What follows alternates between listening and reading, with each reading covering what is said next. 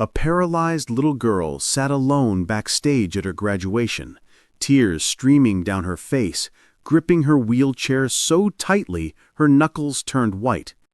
When she looked up at the stranger who found her and asked him to be her father, just for one day, no one could have predicted what he would do next. This is the story of how a broken electrician and a lonely child changed each other's lives forever, starting with 6 desperate words. "Please, can you be my dad?" Before we continue, please tell us, where in the world are you tuning in from? We love seeing how far our stories travel.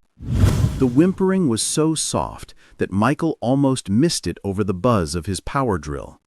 He was halfway up a ladder, sweat already beading on his forehead despite the early morning hour, when the sound made him pause. It was coming from backstage, a child crying but trying not to be heard. He pushed through the heavy curtain and stopped short. A little girl in a red graduation gown sat alone in a wheelchair, her small frame shaking with silent sobs. She couldn't have been more than 8 or 9 years old, with blonde curls that had been carefully styled. Everything about her appearance said someone had taken great care to make this day special. Except she was completely, utterly alone. "Hey there," Michael said gently, not wanting to startle her. The girl's head snapped up, and Michael felt his chest tighten. Her eyes held the kind of sadness that didn't belong on such a young face. Deep, profound, like she'd already lived through more pain than most adults. "I'm sorry," she whispered quickly, wiping at her tears. "I'm not supposed to be back here. I needed somewhere quiet." No, it's okay," Michael said, kneeling down to her eye level. His knees protested against the hard floor, but he ignored them. "Are you all right? Should I get someone for you? Your parents?" The girl's face crumpled at the word parents, fresh tears spilling over. "There's no one to get," she said, her voice breaking. "I don't have any parents. My grandma Joyce raised me, but she passed away 2 months ago. Now I live with Miss Harper. She runs the group home. She dropped me off, but she can't stay. She has 7 other kids to take care of." Michael noticed the graduation program clutched in her lap, her name written in careful cursive at the top. Sophia Reeves. Below it, circled in pink marker, were the words that explained everything. Father-daughter dance following ceremony. "I'm Michael," he said softly, his throat tight.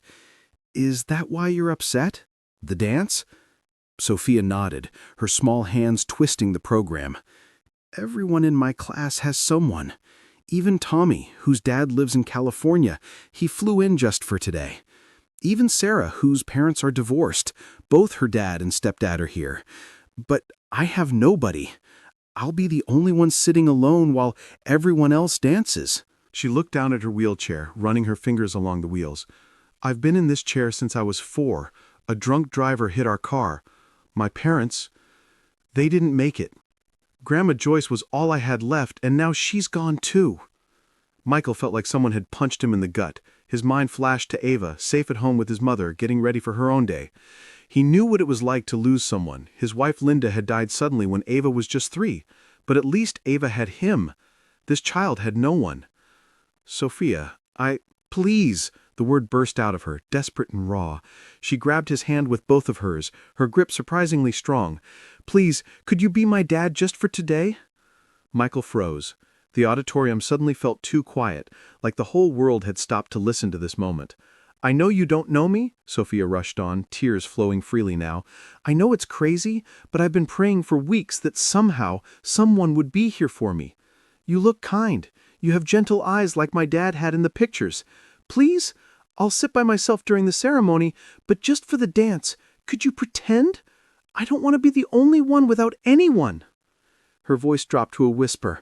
"I'm so tired of being the girl everyone pities. Just once, I want to be like everyone else.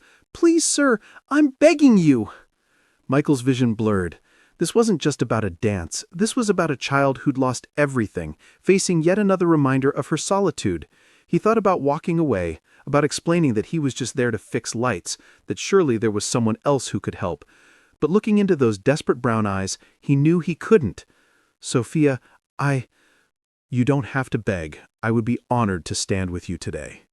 Her eyes widened, like she couldn't quite process what she'd heard. Really? Really? And not just for the dance, for all of it, the ceremony, the pictures, whatever you need. But why? You don't even know me."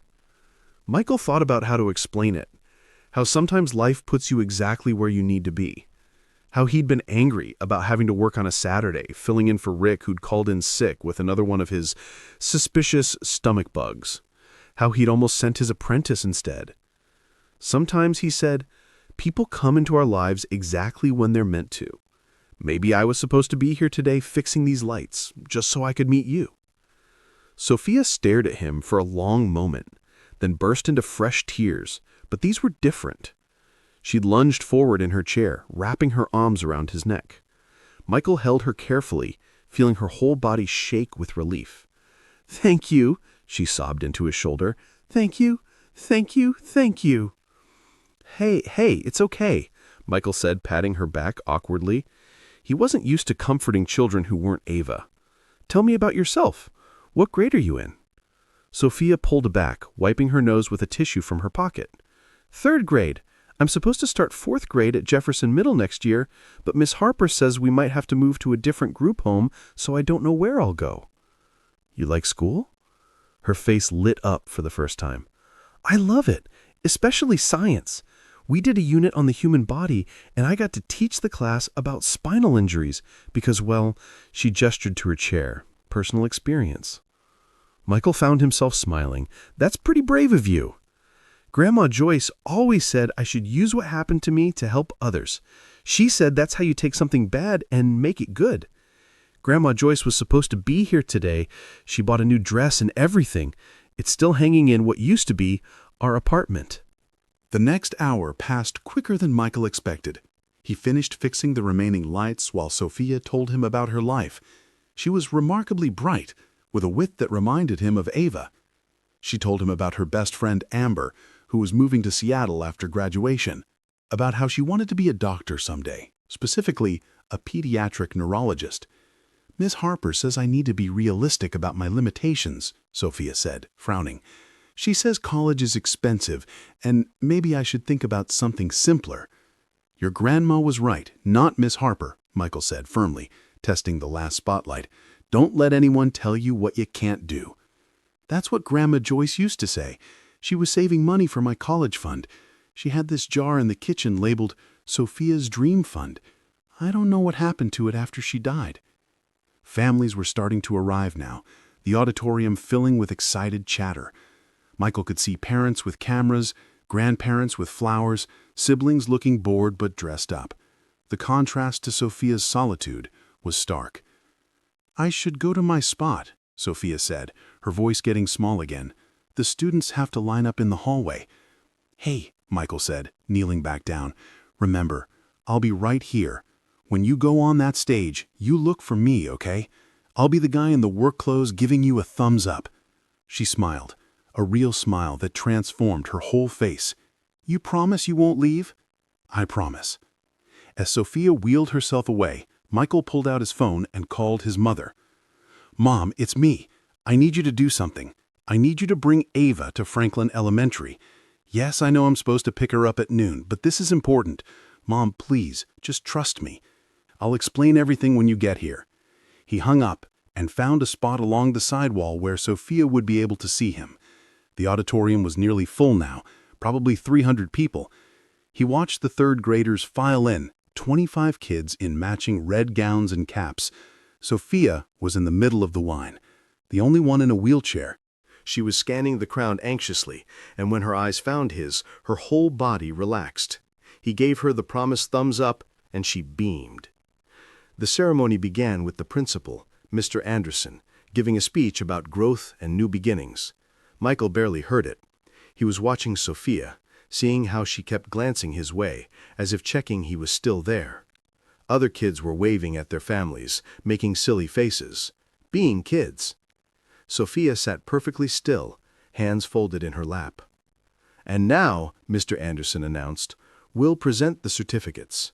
When I call your name, please come forward with your parent or guardian." Michael's heart started racing. He'd said he'd stand with her, but walking up there in front of all these people? He looked down at his work clothes, dusty jeans, a t-shirt with Walker Electrical on it, work boots. Everyone else's fathers were in suits, or at least khakis. "Rebecca Adams," Mr. Anderson called. A little girl bounced up, her father beaming as he walked beside her. "Timothy Brennan." A boy with red hair high-fived his dad as they went up together. The alphabet crawled on. Michael's mouth went dry as they got closer to the R's. "Sophia Reeves," Mr. Anderson called, then paused, looking at his list with confusion. Sophia started wheeling herself forward, alone. Michael didn't think. He simply moved. "Sophia will be accompanied by Michael Walker," he said clearly, stepping out from the wall. A murmur ran through the crowd. Michael heard whispers, "Who's that? Is that her father? I've never seen him before." But Michael kept his eyes on Sophia. The look on her face, pure joy mixed with disbelief, made every confused stare worth it. He walked beside her wheelchair, his hand resting gently on the handle, not pushing, but just being there. Mr. Anderson recovered quickly, handing Sophia her certificate. "Congratulations, Sophia, 3rd grade Academic Excellence Award recipient." "Academic excellence?" Michael whispered, as they turned to face the audience for the photo. "You didn't mention that," Sophia whispered back, grinning. The photographer snapped the picture, and Michael knew that image, a man in work clothes, standing proudly beside a little girl in a wheelchair, both smiling like they'd won the lottery, would mean everything to her. They returned to Sophia's spot, but Michael didn't go back to the wall. He stood right beside her, like all the other parents. A woman in front of them turned around. "I'm Sarah's mom, Jennifer," she said quietly. "I've been wondering who would be here for Sophia. Joyce talked about her all the time at the senior center. She would be so grateful you're here." Michael's throat tightened. "You knew her grandmother?" "Everyone did. Lovely woman. She raised Sophia alone after the accident. Never complained, even when her health started failing. That little girl was her whole world." The ceremony continued, but Michael noticed something happening around them. Other parents were noticing Sophia's joy, his presence beside her. A man nodded at him respectfully. A grandmother gave him a tearful smile. They didn't know the story, but somehow they understood something special was happening. Finally, Mr. Anderson announced the part Sophia had been dreading, "And now we invite all our graduates and their fathers or father figures to the floor for our traditional father-daughter, mother-son dance." The auditorium filled with movement. Michael watched fathers stand up, straightening ties, extending hands to their daughters. Some kids ran to their dads, others acted embarrassed but secretly pleased. Sophia sat frozen, staring at her lap. "Hey," Michael said softly. "Sophia!" She looked up at him, tears threatening again. "I can't really dance, the chair." "Sure you can." Michael moved in front of her and gave an exaggerated bow. "Miss Sophia Reeves, would you do me the honor of this dance?" A giggle escaped her, small, surprised. "You're silly." "That's what my daughter Ava tells me. So, is that a yes?" Sophia nodded, her hands shaking as she placed them in his. The music started, a gentle melody about fathers and daughters, about time passing too quickly, about love that lasts forever. Michael knelt beside Sophia's chair, one hand holding hers, the other on the wheel. "Ready?" he asked. "I don't know what to do." "Just hold on and trust me." Michael began moving her chair in gentle circles, then figure eights. Sophia gasped, then laughed, a pure, delighted sound that turned heads throughout the auditorium. He spun her slowly, dipped the chair back slightly, making her squeal. Other dancers moved aside, creating space for them. "You're flying, Sophia!" a classmate called out, and she was. Her face was radiant, her earlier sadness completely forgotten.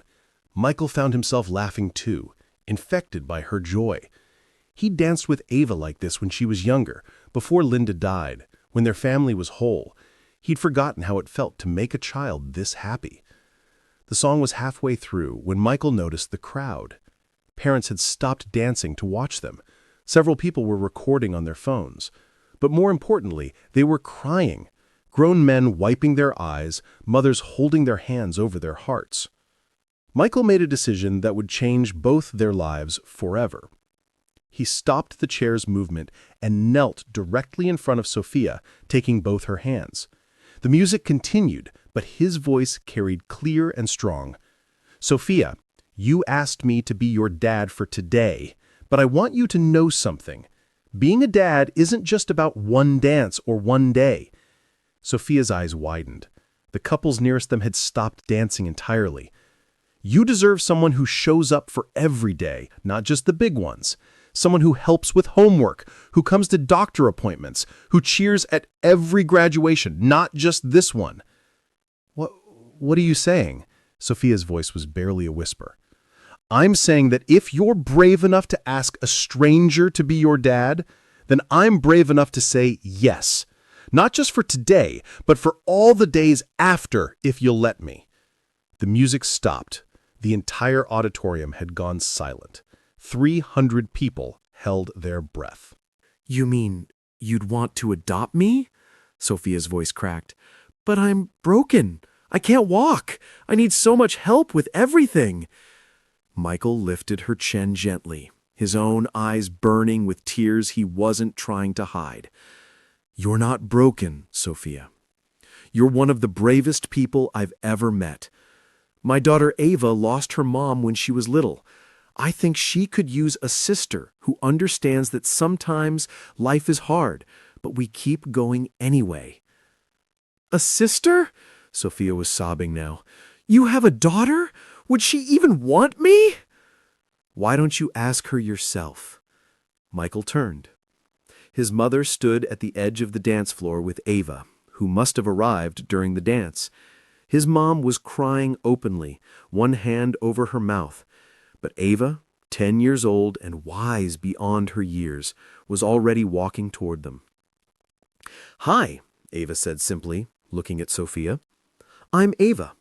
My dad just texted my grandma saying he found my sister. Is that you?" Sophia looked between them, overwhelmed. I don't know. I guess." Ava studied her for a moment, then said, "Do you like Harry Potter?" "I love Harry Potter." "Do you think pineapple belongs on pizza?" "Never," Sophia said, horrified. "Good. I want to be a veterinarian. What about you?" "A doctor," Sophia replied. "That's cool. We can study together." Ava grinned. The crowd was no longer trying to hide their reactions. People were openly weeping, recording, calling others over to witness what was happening. Michael stood up, addressing not just Sophia now, but everyone. 6 hours ago, I came here to fix some lights. I was annoyed about working on a Saturday, about missing time with my daughter, but sometimes life puts you exactly where you need to be." He turned to Mr. Anderson, who stood frozen on the stage, tissues in his hand.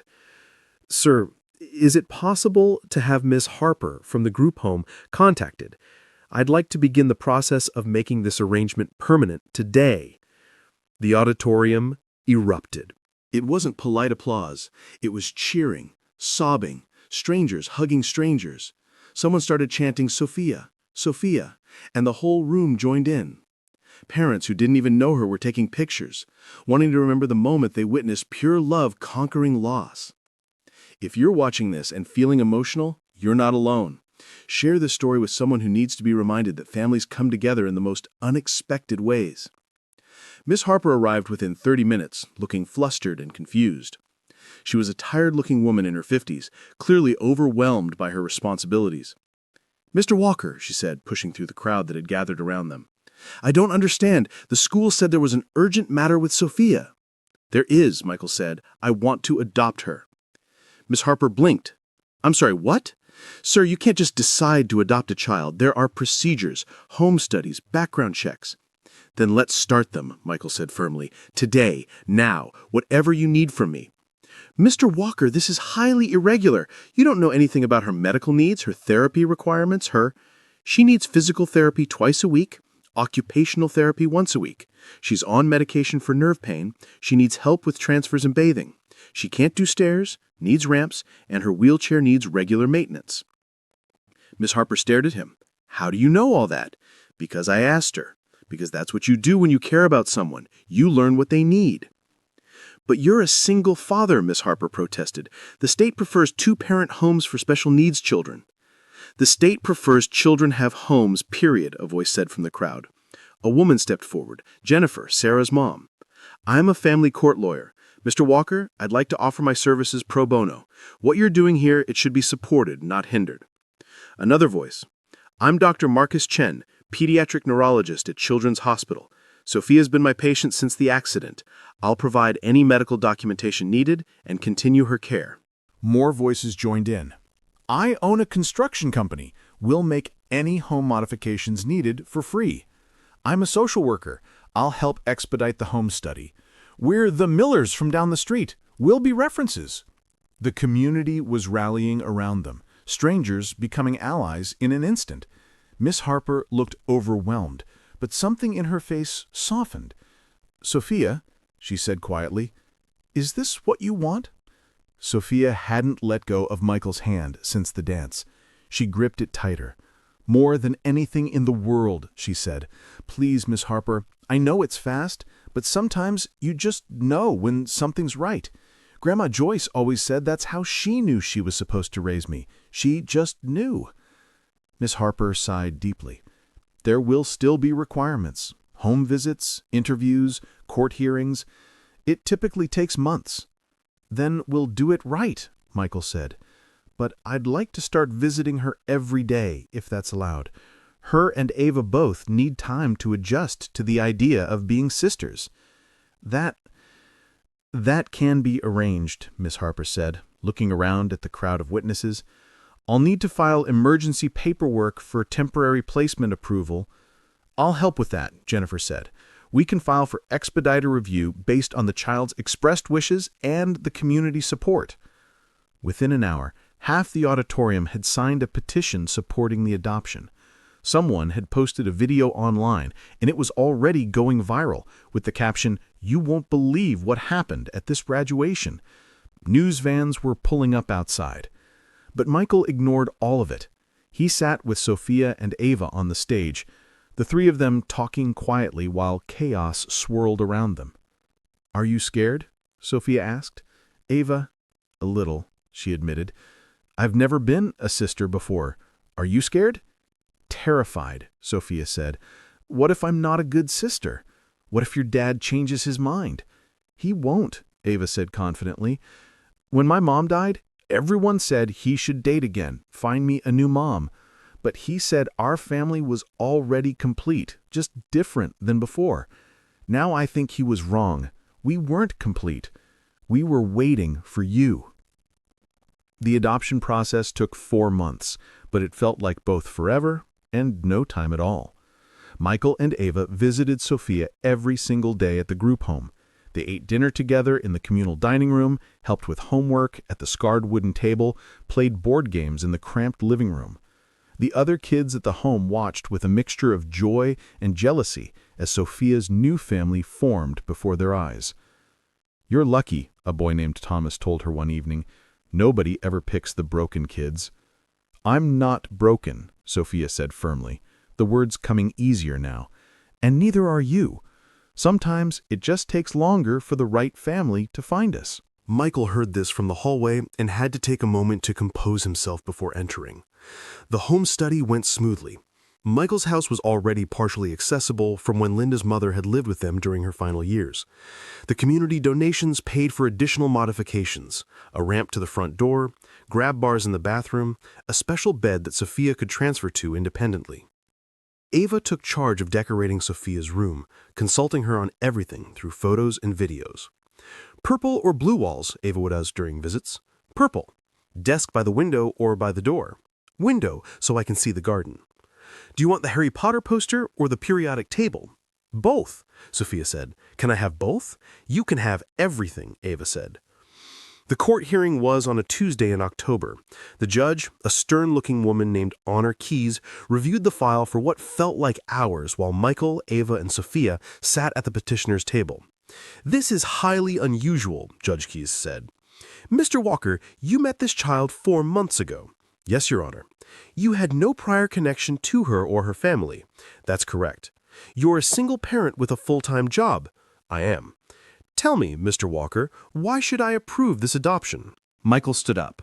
Your Honor, 4 months ago, I was just a guy fixing lights. Sophia was just a scared little girl who needed someone to show up for her. But in that moment, we both found something we didn't know we were looking for. He continued, I could tell you about the logistics, how I've rearranged my work schedule, how my mother helps with care, how Ava and Sophia have bonded. But what matters is this. Sophia has spent 4 years believing she was alone in the world. She spent 4 years being told to limit her dreams, to be realistic about her limitations.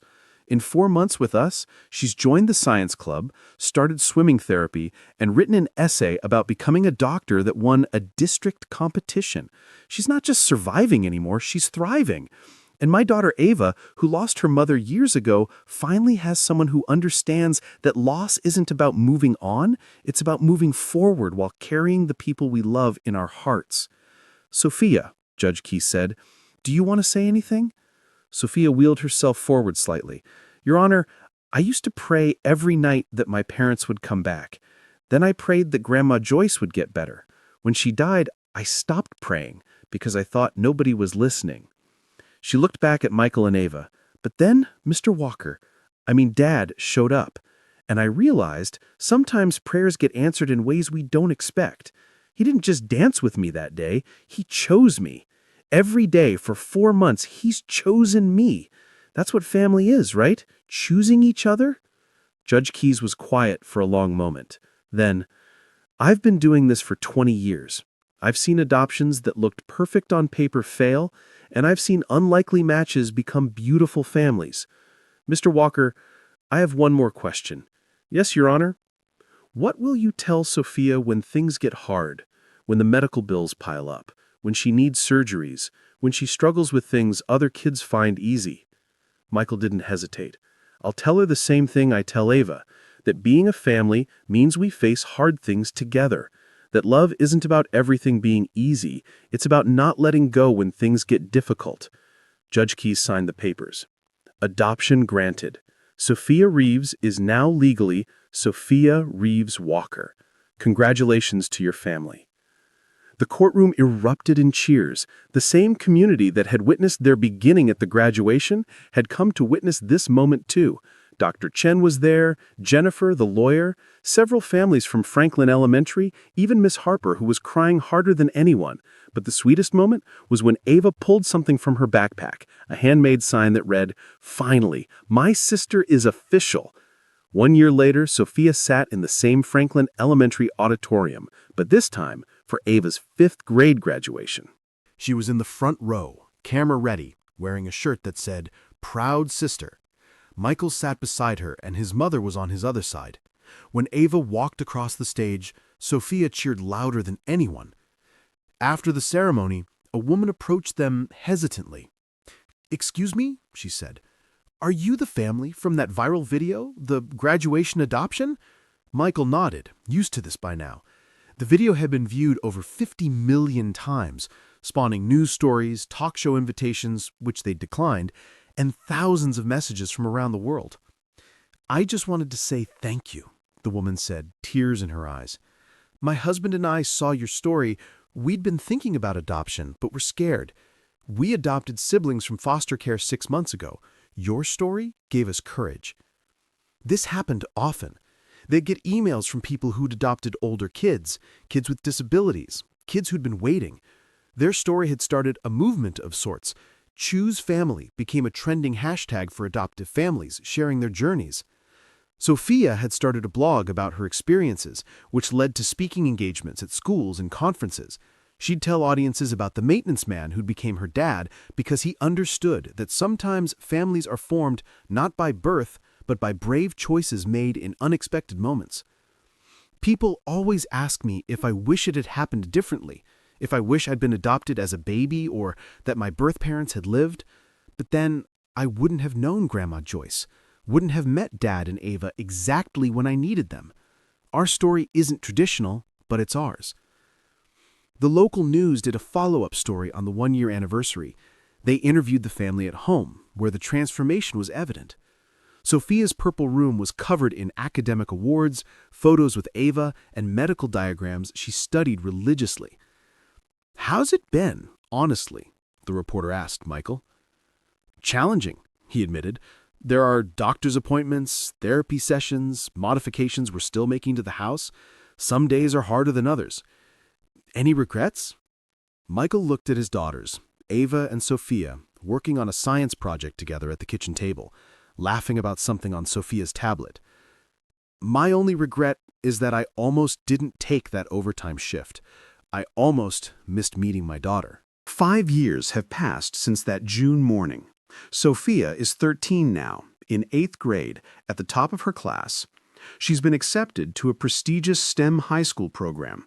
Her essay about overcoming adversity and pursuing medicine despite physical limitations won a national competition. She still uses a wheelchair, still faces challenges daily, but she faces them with Michael and Ava by her side. Ava, now 15, is Sophia's fiercest protector and biggest cheerleader. They share a bathroom, fight over borrowed clothes that Sophia can't even wear but insists on keeping in her closet, and stay up too late talking about dreams and fears. They have a tradition now. Every June, on the anniversary of the day they met, they go back to Franklin Elementary. They dance in that same auditorium, just the three of them. Michael spins Sophia's chair while Ava provides commentary and music from her phone. "Remember when you were just some random electrician?" Sophia teased. "Remember when you were just some kid crying backstage?" Michael shot back. "Remember when I didn't have a sister to steep my stuff?" Ava added. They laugh, but they all remember. They remember the moment everything changed. Recently, Sophia was asked to speak at a foster care fundraiser. She told the audience, "I used to think I was unlucky. Lost my parents, lost my grandma, lost the ability to walk. But now I know luck isn't about what happens to you. It's about who shows up when you need them most.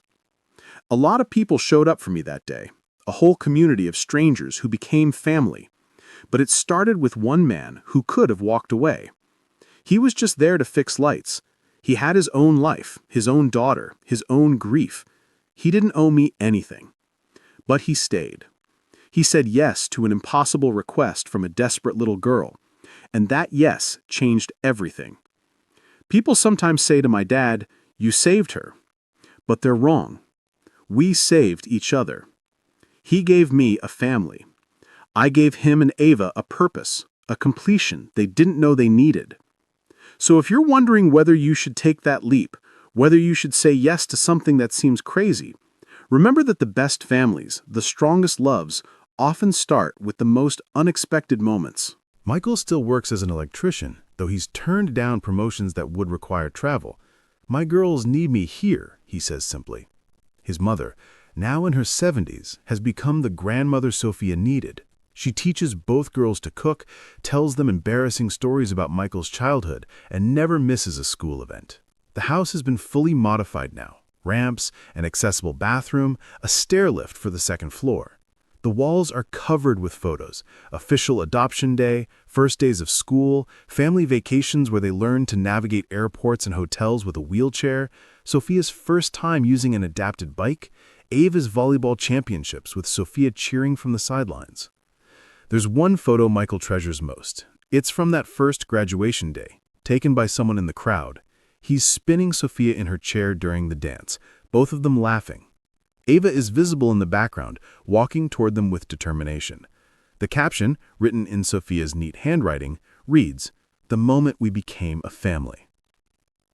Sometimes, Michael wakes up early and checks on both girls. Ava, sprawled across her bed with one foot hanging off, music still playing softly from her phone. Sophia, carefully positioned with her extra pillows, medical alert button within reach, Harry Potter book fallen on her chest because she fell asleep reading again. He thinks about Linda sometimes, wonders what she would think of their expanded family. He likes to believe she would have loved Sophia, would have been proud of how Ava stepped up as a big sister. He thinks about that morning 6 years ago, how he almost called in sick himself, how he complained the entire drive to the school, how he nearly sent someone else to check on the crying child backstage. Life has a strange way of putting you exactly where you need to be. "Dad," Sophia called out one recent evening, "can you help me with my physical therapy exercises?" "Be right there," he called back, same as he did every evening. "Dad," Ava yelled from her room, "can you quiz me on my history test?" "After Sophia's exercises," he replied. "Can we have pizza for dinner?" They both shouted simultaneously and burst into laughter at their synchronization. "Do you two practice that?" Michael asked, appearing in the hallway. "Sister telepathy," they said in unison, then laughed again. This is their life now. Not the life Michael planned, not the life Sophia dreamed of when she had parents and a grandmother, not the life Ava imagined when her mother was alive. But it's their life, messy and complicated and beautiful. Full of doctor appointments and school plays, therapy sessions and family game nights, challenges and triumphs. A life where a maintenance man became a father to a girl who needed one, where a girl who lost her mother gained a sister who understood, where a child who thought she was broken learned she was whole, where strangers became family because someone was brave enough to ask, and someone else was brave enough to say yes. Sophia still has the program from that graduation day, laminated now and hanging in her room. The words "Father-Daughter Dance" are circled in fading pink marker. Below it, she's written, "The moment we became a family." But Michael knows better. It wasn't the dance that changed everything. It was the decision to show up, to stay, to choose love over convenience, connection over comfort, family over fear. The story of Michael and Sophia has inspired thousands of adoptions, particularly of older children and those with special needs. Their local community center now hosts an annual Choose Family event where prospective adoptive parents can meet children in foster care in a relaxed, fun environment. Michael speaks at these events sometimes, always saying the same thing. Don't wait for the perfect moment or the perfect match. There's no such thing. There's just a child who needs you and a you who might not know you need them. Take the leap. Say yes. Choose family. Sophia usually adds, "And remember, you're not saving anyone. You're just joining their journey. They'll save you right back." Ava, now confident and articulate, tells teenagers considering fostering siblings, "It's weird at first, then it's annoying. Then suddenly, you can't imagine life without them. That's when you know you're really sisters." Last week, Sophia got a letter.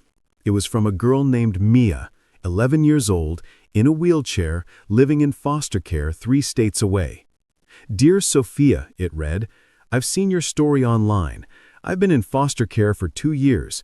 Everyone thinks I'm too broken to adopt because of my chair.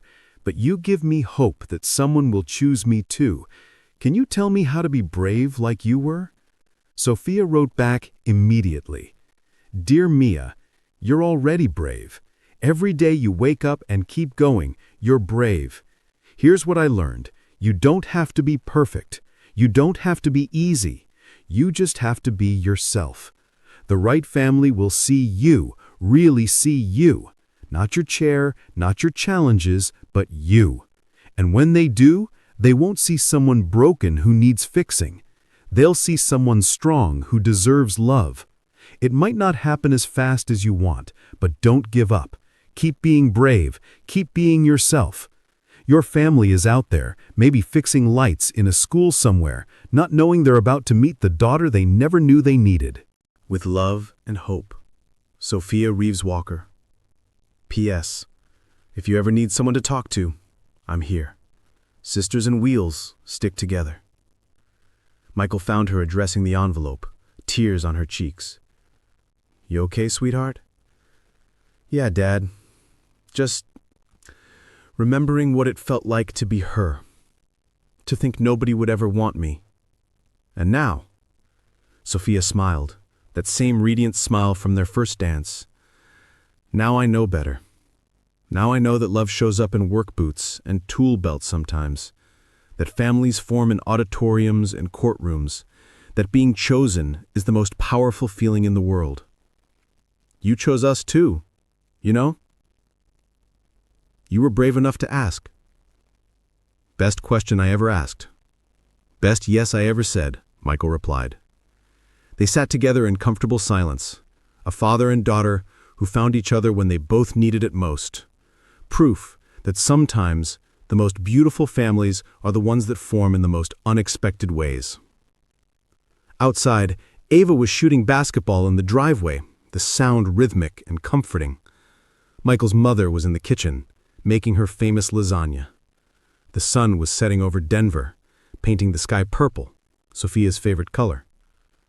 This was their life, their beautifully imperfect, wonderfully chaotic, perfectly chosen life. And it all started with a paralyzed little girl who asked a single dad to be her father at a school graduation. What he did next changed everything. But more importantly, what they did together, choosing family, choosing love, choosing each other every single day, that's what really mattered. That's what always matters. Thank you for watching this story. If it moved you, please share it with someone who needs to be reminded that miracles still happen, that families come in all forms, and that sometimes the best things in life come from saying yes to unexpected moments. Don't forget to subscribe to hear more stories that prove love always finds a way. And remember, somewhere out there, a child like Sophia is waiting for someone like Michael to show up. Maybe that someone is you.